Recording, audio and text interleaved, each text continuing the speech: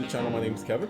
I'm Tarsha. And this is Conversations with the Crawleys. We have conversations about faith, family, relationships, and we do recaps, reviews, and commentary on our favorite shows. This one is all about Justin and Alexis of Married at First Sight, Season 15 in San Diego. So, if this is content that you enjoy, you know what to do. Hit that subscribe, hit the like, request notifications, and share, and become a member. Hit that join button. Membership have their privileges. All right. So let's jump into it. Justin and Alexis, he kicks off the episode going fishing with his brother off one of them San Diego piers. Alexis is hanging out with her friend. And Justin's like, yeah, you know what? I have these random outbursts and no one's called me on it before, so I've got to work on that. Right. Because we've talked about this. You're married now. You're no longer single. And when you have someone that's going to start keeping you accountable, it makes a big difference. Absolutely. So, and she's like, she has to help him self-regulate.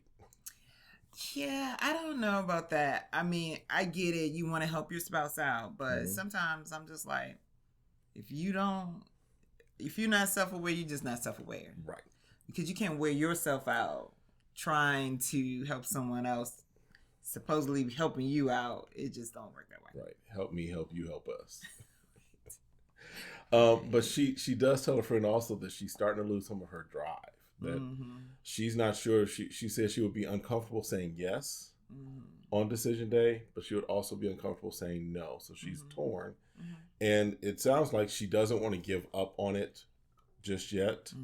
But she also says that the only reason she's still there is because she's married and not dating, essentially, right? Yeah. And so, yes, we, last week she made we talked about her being a runner and a track star. But I think that she's definitely, in this situation, working it to make sure that if she's done, she's done. But she's not just done because he has an outburst that she has to help himself regulate through. Well, you have to understand, if you're indicating, hey, I'm falling in love with this person, you only known this person for a month. 4 weeks. So you have to keep that 28 days. I feel like that's something you have to keep in the back of your head. Because it's like, well, how long do I have to do this? Another couple say that. Right. The whole time you're committed. We've been married 26 years. Sometimes it's like, oh, we're doing good. We're getting better. We're responding better. And then out of the blue, your old self shows up and you do something out of your past. And so it's just like, it's consistently you're trying to do better as a human and live with someone else. And sometimes you get years and it's like good, like, okay. And then you get that rocky period that you have to work through something else. Yeah. So for your lifetime, how long do you have to do this? Your lifetime. Facts. I mean, that's exactly what it is. And it's good sometimes and it's bad. You just work through the bad times. Right. I mean, we've made the statement, and you all have heard it if you've been a follower of our channel at any point. You've heard us say before that there are times where we have literally in our 26 years of marriage said, I love you, and we're reminding ourselves because right now I don't like you too much. And that's honest. Just being honest. But because we have to, being in love is not just you fall in love. For us, we don't think it's necessarily a fall in love, falling out of love. It's a commitment that you're making. We made a commitment. We made a choice. We said we were never going to say the D word, which in our house was divorce. Right.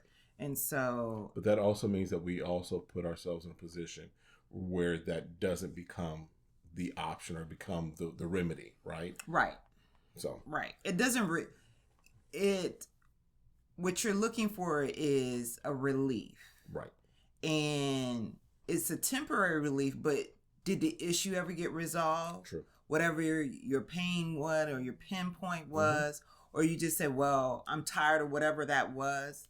And people get divorced over that. Yep. And, and then they back on these streets.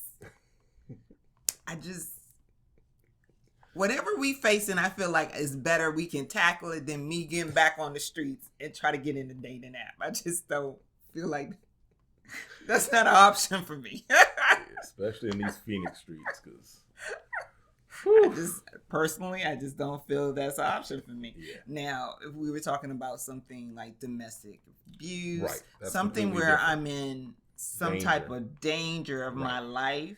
Now, I'm not saying anyone that's going to put me in physical danger. That's totally separate. I'm talking about because you keep the toilet seat up, I can't live with that any longer. I don't personally, in my opinion, believe that's worth getting a divorce over. I agree. But people do. Yep. So then they do some scrapbooking because, again, it's the 1 month anniversary. So they take pictures, put them in a nice little scrapbook that they can add to. Right? Yeah, I thought that was a really nice idea. And so then he's, Justin's talking about from his conversation with his brother that he was trying to work on everything at once. Pick the biggest thing. What's causing the most drama in your relationship? And go from there. Good Lord. It's not going to happen. So then they go to dinner. And with the other couples. With all the other couples, right? So they go to dinner. And she's like, the couples have been going around sharing where they are in their relationships, their high points, their low points, what have you, right? Everybody's sharing.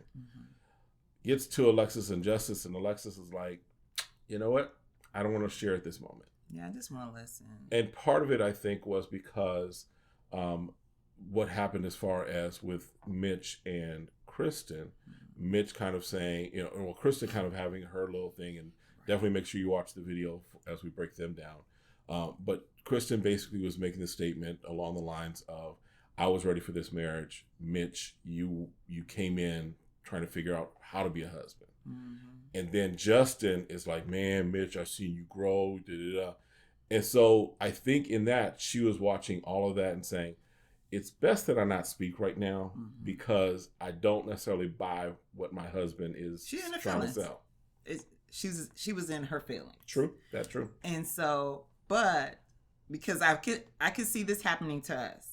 If it's out of my nature not to do something, you immediately say, what's wrong? So in that instance, Justin was like, you don't have nothing to say? Because you always got something to say. Right. She was just like, I just want to listen. I just want to hear what's being said right now. And he's like, you don't got nothing to say? Okay. Are you okay? And so then she hit him with she's like, I'm trying to be respectful of my husband's sensitivity. I ain't trying to make this man cry at the table in front of all of y'all. So both of them needed to back down. Right. This is where the trust comes in. And knowing how to read the room. If she says, babe, I don't want to share right now, and I'm good, you're going to have to take that person by their words saying they're good. Yep. And at this moment around this group, leave it. Now, if later you want to ask, sound like you just didn't want to share in front of the group. Yep. Can you now share with me because we're alone? So since he didn't have the self-awareness to realize that he should have just let it go. What's that song? Let it go. There you go. Let it go. From the Disney movie. Yes. Let it go. But I think what was also driving that was I think Justin felt kind of embarrassed that everybody else was sharing from their relationship and they weren't sharing, or she wasn't sharing. So I think his sensitivity also was part embarrassment, if you will. My thing is this: your relationship is your relationship. We know that, but I'm just saying that boy don't know that. My thing is this: stop trying to be other people's relationship and feel like, oh, we got something good going on. All the time, y'all don't got good things going on, and it's okay not to share. Yep. But his problem is that he's always trying to perform. I'm the perfect husband. Yep. I got this going on perfectly. I can take care of this perfectly. Just stop, because this is what's causing a lot of the friction. Yeah. And now she could have said, I get it. I understand where you're coming from, because I do, babe. I know I always share, but tonight I'm making a decision not to share, and it's okay. And we can talk about it later if you want to talk about it. Yeah. So she had to come back and recognize where he's coming from. But you can't just blank and say, like, what do you mean? I always got something to say. Boo, you always got something to say. Yeah. Just say, we're going to talk about it later. Because she said her concern is that he's mindful of everybody else's progress, but he ain't making no progress. In other words, you see the pathway to successful marriages for everybody else, but when it comes to us, we stuck dealing with the same things. Because everybody does that. We can see other people's perspective. True, you can't see the forest for the trees. Right. Yes. So everybody does that. That ain't new, So don't. But here's the other thing that was confusing from him was because he said, "I'm not." What did he say? He said, "I don't want you to. I don't want you to feel like you have to share. I'm just asking you to share." Bruh. So so then she's like, He's okay, like, whatever. He's like, whatever. Give me some more to drink. I was like, So you don't then, need no more to drink. Who was it? Lindy was like, I might have to go ahead and take his plate because he ain't eating. And she's like, yeah, he over here pouting. I need to help him self-regulate. Almost like she's like, let me go ahead and cut up his food for him. Let me put it in, because she said, here's the Jekyll and Hyde show right now.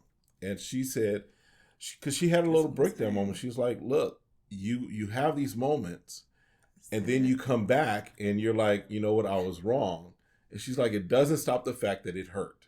And it hurts even when you come back and apologize. It still hurts that we have to keep going through this. Right. I told you. I was like, we said, talking about he just passionate. And I'm like, I feel like there's something emotionally, because it's like, are we bipolar? Do we need to figure out what's going on? Mm-hmm. Because it's very high intense emotion. Is there high, and then there's a very down, then he gets very sad. Right. And so that's very intense for you to go one way and then go the other way. The thing because the other thing is that he kept pressing and she finally got fed up and walked out, right? Mm-hmm. So just from our experience, do you think maybe he's neurodivergent? Okay, I don't know if I know that. Autistic on the spectrum? No, I'm not sensing that. Okay. Just because I'm looking at the highs and lows. I'm looking at his locking onto things and holding onto those things. Yeah, I mean, it's potentially yes. Mm-hmm. Some of the other things I don't see, right. But we only get certain clips of certain things. True. Potentially, yeah, it's possible. Yeah. But again, that's something he's going to have to research, and he's going to have to go all through his history. But yeah, having a very intense high coming down though, mm-hmm. That typically is not in that. It's like you have one emotion, but so. Okay. But well, we'll see. We shall see. So their segment or their whole part of this episode ends with her walking out, mm-hmm. and Stasha going to get her. Yeah, and the producer's like, look, fix yourself. Producer's like, I didn't sign up for being no counselor.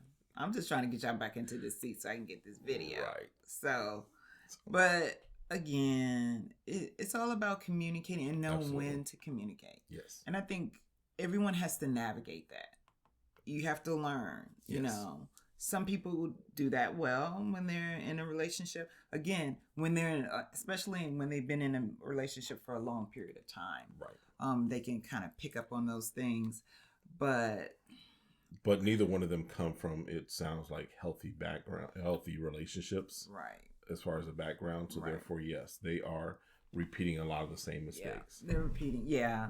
Because again, the blame is not all on Justin. There is some to go off on Alexis. Because even at the table, they said, I see both. I see both views here. Yeah. Even though they can't see each other's view, everyone's like, I see where he's coming from. Mm-hmm. I see where she's coming from. So they need to do a lot better as a couple. Better communicate. Absolutely. All right. Well, listen, that's it for this one. Make sure you check out the other videos that we have on the other couples. And we'll see you next time. Have a great one. Be blessed.